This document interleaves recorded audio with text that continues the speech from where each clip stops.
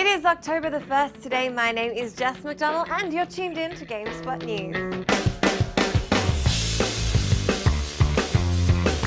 First up, a major Destiny patch is landing with some pretty sweet additions. Patch 1.0.2 has made strike missions more rewarding and altered the way that engrams are earned and claimed. Engrams being unidentified items you're given for killing lots of dudes or what have you. Basically, the gist is that you'll have a higher chance of getting rare and legendary drops from more missions. In addition to that, legendary engrams will always produce a legendary quality item or higher from now on, and rare engrams will always produce a rare quality item or higher, something which was not always the case and a big point of grief for most gamers. For the full list of changes, you can head to GameSpot and check out our story.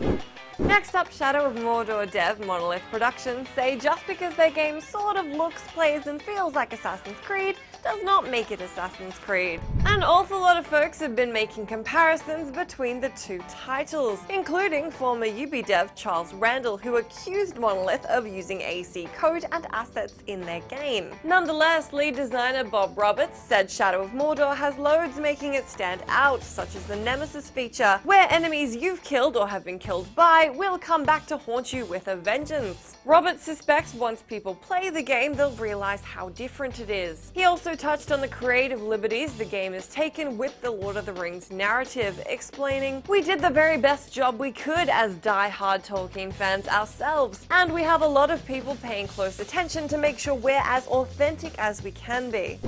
And finally, a couple of hackers have pleaded guilty to infiltrating Microsoft and trying to build a counterfeit Xbox One. The geniuses, and I mean that both literally and with a heavy dose of mocking, admitted to being part of a hacker ring, which stole code from the then unreleased Gears of War 3, and they hacked into Valve's internal network to steal a beta build of Modern Warfare 3 in 2011. Then in 2012, the group dug into Microsoft's employee network and stole the assembly instructions, software designs, and source code for the Xbox One. The counterfeit system was built and reportedly sold for over 20 grand. The hackers are also accused of helping burglars steal beta versions of the Xbox One in 2013, among other things. And all up, they're expected to have caused damages of over 100 million in intellectual property and data. As for your question of the day, let me know what you guys think of all this company infiltration and hacking.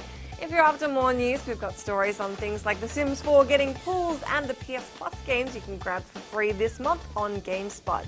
Those are all the good things that I wanted to tell you about today. I'll be back same time and place tomorrow, so I hope to see you then.